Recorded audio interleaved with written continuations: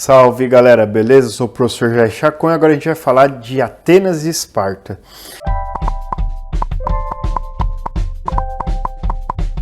Bom, Atenas é a capital da atual Grécia, da Grécia atual, né? A Grécia contemporânea, e é sem dúvida talvez a cidade-estado mais conhecida da Grécia Antiga, né? Muito falada, tudo por conta das Olimpíadas, das mitologias, né? Enfim. E Atenas ela é fundada pelos jônios, né? Os jônios fundam Atenas e Atenas era conhecida basicamente pela sua produção assim brilhante, fantástica de cultura, né? Que ficou registrada em monumentos, esculturas, vasos, né? Interessante, muitos vasos, textos, alguns textos, os textos clássicos, enfim. Também é uma região marcada pelo forte desenvolvimento do comércio pela região do Mediterrâneo, né? Então, o Mediterrâneo é fundamental para a tradição grega, né? O Mediterrâneo dá vida, dá possibilidade de diálogos e intercâmbios. No século VIII a.C., o poder na região de Atenas era exercido por um grupo de magistrados, que eram chamados de arcontes, né? Eram os arcontes. Esses arcontes, eles também tinham um papel, além de magistrados, de mexer com a questão da lei, enfim, eles comandavam o exército e, por sua vez, comandava o exército, mexia com a lei, então eles tinham um papel de aplicar a justiça, né? E eles deveriam ter terras e escravos, e pertencer também à aristocracia, para fazer parte desse grupo. Alguns, ao deixar o arcontado, é assim que fala, e aí eles passavam a integrar o grupo dos nobres do Aerópago. O que é o Aerópago? A palavrinha difícil, né? Era o conselho da época, um conselho legislativo e judiciário da polis. Então, o que acontece? A nobreza, à época, as elites, aqueles que tinham mais poder, eles iam se apropriando também das terras, das melhores terras, como a gente já viu na outra aula. E os pequenos proprietários, aqueles que não tinham tanto poder, não tinham tanta força de disputa com esses grandes poderosos da época, acabavam, por sua vez, virando escravos, né? E além desses que viravam escravos dessa maneira, havia aqueles que viravam escravos por conta de dívidas. O que isso vai gerar, né? É aí que está a questão. Vai gerar uma grande insatisfação popular em Atenas. Então começam os movimentos, isso é muito importante, isso aparece muito no Enem, em vestibulares, os movimentos de reivindicação por maior participação política. Então, quer dizer, a galera começa a reivindicar a participação política.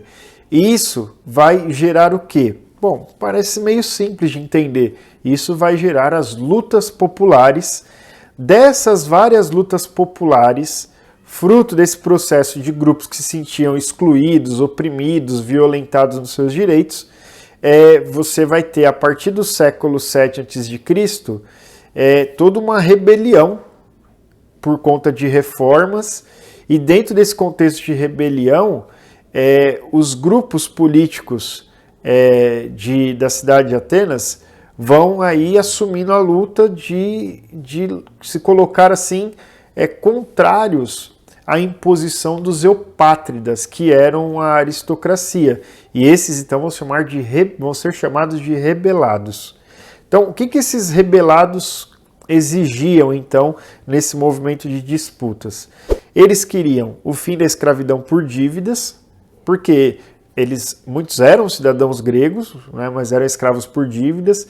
Queriam uma espécie de reforma agrária, uma redistribuição de terras, as leis escritas. Por quê? Porque aí não passaria apenas pela visão e interesse das aristocracias e maior participação no governo. Os eupátridas, por sua vez, que eram a elite, a aristocracia à época, eles vão se recusar a aceitar isso, claro, né? E para resolver esse impasse, alguns cidadãos vão ser nomeados como reformadores. Então tem uma treta ali rolando e aí se pega alguns cidadãos que vão virar os reformadores. Então, qual que é a atuação, né? E o que esses reformadores deveriam fazer? Eles deveriam, então, desagregar, de certa forma, esse poderio absoluto e, a partir disso, eles vão acabar instituindo o processo democrático, que vai percorrer ali ao longo do século IV a.C. na Grécia. Dentro do conjunto dos reformadores, tal, né, é importante lembrar de alguns. Você não precisa saber de todos, mas vale a pena ter alguns. Então, Solon é de 590, 94 ali antes de Cristo. Ele que então acabou com a escravidão por dívidas, então atendeu o interesse da população. Ele vai dividir os cidadãos em grupos censitários, que então aqueles que tinham verba, que não tinham, para poder participar dos processos. Ele vai definir a participação dos cidadãos no exército e nas magistraturas. Então ele tenta organizar a sociedade. E aí, Solon vai ser responsável por abrir a eclésia. Eclésia é uma palavra grega que é assembleia, né? Então, quando a gente fala assembleia, é eclésia. E ele também vai criar a bolê, ou bolê, já ouvi das duas formas, que é um conselho, galera, que era formado por umas 400 pessoas ali que tinham a possibilidade, 400 homens, né, de elaborar as leis, de votarem, enfim. Depois vem um outro reformador, que é Pisístrato, que é de 546, ali mais ou menos antes de Cristo, e ele foi o primeiro tirano, né? Ele é considerado um tirano lá. Ele vai realizar a reforma agrária. O conceito de tirano, diferente do conceito de tirano atual, né? Ele vai realizar obras públicas, vai incentivar as artes, vai dar um prestígio muito grande, por exemplo, a festas esportivas, né? Então aí a força dos Jogos Olímpicos, toda aquela coisa. E também as festas religiosas. Ele entendia que isso trazia uma coesão popular. Depois vem um outro reformador, que é Clístenes, 504 a.C., e ele de fato vai conseguir instituir a democracia, e para proteger a democracia, ele vai então criar uma lei, né? Interessante essa lei que ele cria, que é a lei do ostracismo. O que seria a lei do ostracismo? É o banimento de quem ameaçasse a democracia, galera. Por quê? Porque eu não posso usar a democracia para ameaçar a democracia. Então, se você vai ameaçar a democracia, eu vou bani-lo. Depois vem o grande Péricles, né? Não é esse do samba, não. É o outro Péricles, o da Grécia Antiga. 461 a 429 a.C. Péricles vai consolidar a democracia e ele vai estabelecer alguns conceitos que você precisa anotar aí, porque eles são importantes, que é o conceito de isonomia, igualdade de todos perante a lei. Então, igualdade de todos perante a lei. A isegoria, né? Palavrinha, né? Esquisita. Isegoria, que é a igualdade de acesso de direito à palavra na Assembleia, ou seja, é ter direito a falar, ter direito a participar. E a isocracia, que é igualdade na participação do poder. Iso igual, cracia, kratos, cracia, né? Poder. Enfim, e aí você tem, depois, ainda nesse conjunto de Atenas, e vale a pena você anotar isso, que é a divisão social de Atenas. Então, Atenas ela vai ser dividida da seguinte maneira. Então, isso depois você pode fazer um desenho, faz um triângulo aí, sei lá, ou usa alguma imagem de referência, entre os cidadãos, primeiro grupo, cidadãos, homens livres, nascidos de pais e mães atenienses, e, por exemplo, no século V a.C., havia cerca de 30 mil cidadãos que, de maneira direta, podiam participar das atividades políticas. Então, isso é uma questão interessante, que a democracia ateniense era de participação direta. É diferente, por exemplo, da nossa democracia hoje, né? Que a nossa democracia é indireta. Porém, naquela época, só os homens nascidos de pais e mães atenienses podiam participar. Quem que fica de fora? Simples, né? Mulher, criança, escravo, estrangeiro. Esses aí não tinham possibilidade de participação na política direta. E aí, mais uma vez, lembrando, né? Então, quando eu comparo a democracia de Atenas com a democracia no Brasil hoje, né? A gente ainda está numa democracia, né, gente? Então, quando eu comparo, o que eu tenho que destacar nessa comparação? Por exemplo, que a democracia ateniense era uma democracia direta e a nossa, por exemplo, ela é uma democracia indireta. Por quê? Porque nós escolhemos os representantes que vão ocupar o parlamento, enfim, que vai exercer o processo político ou o fazer político diretamente ou de forma mais específica. Além do grupo dos cidadãos que a gente falou, também havia o grupo dos metecos. Metecos eram os estrangeiros que não tinham o direito de participar da vida política nem de possuir terras. Então eles acabavam se dedicando a trabalhar na terra dos outros, né? As atividades deles também passavam pela ideia do comércio e pelo artesanato, né? Os artesãos. Então os metecos, eles não podiam possuir terra, se trabalhassem na terra era na terra para os outros, viviam do comércio e do artesanato. Um outro grupo, esse aí é o grupo lascado de tudo, né? Eram os escravos, né? Quem que eram os escravos? A gente já falou um pouco disso. Então você precisa lembrar, a escravidão era a base que sustentava essa economia. Por quê? Porque eram os prisioneiros de guerra, os filhos e filhas de escravos, os que deviam, alguns estrangeiros. Então esses não tinham direito à participação política e trabalhavam, né, no artesanato também, nas atividades domésticas, na casa, cuidando da casa, sendo tutor, podia ser tutor das crianças se fosse algum escravo com nível de intelectualidade, podia servir aos prazeres da mulher ou do homem da casa, trabalhavam também nas minas, né, trabalho duro nas minas, e no campo, na agricultura. Portanto, esses eram aí os mais vulneráveis nesse processo. Então isso era Atenas, né, de forma bem resumida. E outra cidade importante da Grécia Antiga é Esparta. E aqui, quando a gente fala de Esparta, o bicho pega e você já lembra do filme 300. Se não lembra, assista o filme 300, que dá para entender um pouco essa conjuntura, porque Esparta é um povo voltado para a guerra. A formação espartana é uma formação para a guerra. A Esparta é fundada ali na Lacônia, né? A região da Lacônia, que é naquela península do Peloponeso, como a gente já viu quando falou da questão geográfica. E essa região era a região mais fértil, era uma região melhor para viver. E aí eles conquistaram ali, né? E quem é que formava essa região? Os dórios. Os dórios formaram, então, o que a gente chama de espartano. E esses dórios, galera, era o povo da porrada, né? Isso lá por volta do século 9, 10 a.C. Bom, a sociedade espartana, portanto, ela não era uma sociedade democrática igual a Atenas, né? Era uma sociedade aristocrática, né? E de base agrária, voltada para a guerra. Então, todo cidadão,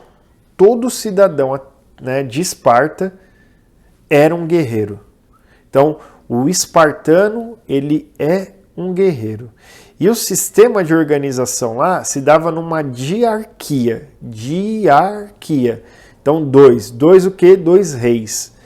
Então, você tinha, e também tinha o sumo sacerdote, o juiz supremo e também o comandante do exército. Então, era uma organização dura, de caráter militar.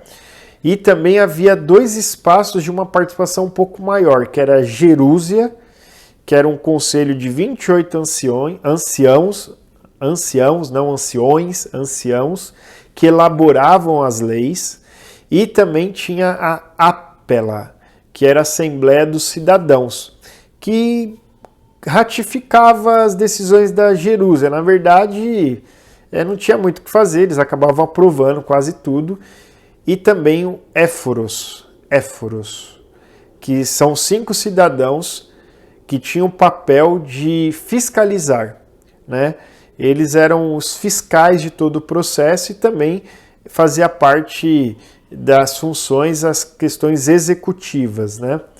Então, a estrutura era muito dura lá de Esparta, desde a formação educacional, porque, por exemplo, até os 7 anos, os meninos ficavam com a família, a microfamília, podemos dizer assim. Depois disso, ele era cuidado, formado pelo Estado. E formado para quê? Para a guerra. Eles eram formados para a guerra. As mulheres também recebiam treinamento físico, olha que interessante, e psicológico, meio pesado, né? Psicológico, mas para gerar crianças robustas e saudáveis. As crianças lá que nascessem com alguma questão que eles considerassem uma deficiência ou algo fora do padrão, alguma anomalia, muitas eram mortas lá na chapa quente, né? Então, além disso, as mulheres espartanas, elas não tinham direito político, né? Só os homens.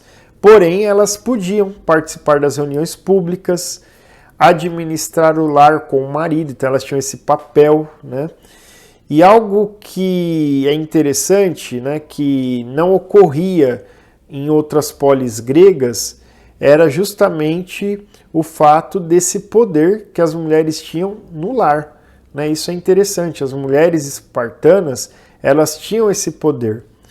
Bom, isso pode aparecer também em alguma questão do Enem vestibular, que é a questão da xenofobia, né, espartana. Os espartanos eram muito xenofóbicos, então eles tinham aversão aos estrangeiros, e aí só podia habitar nas cidades de Esparta os espartanos.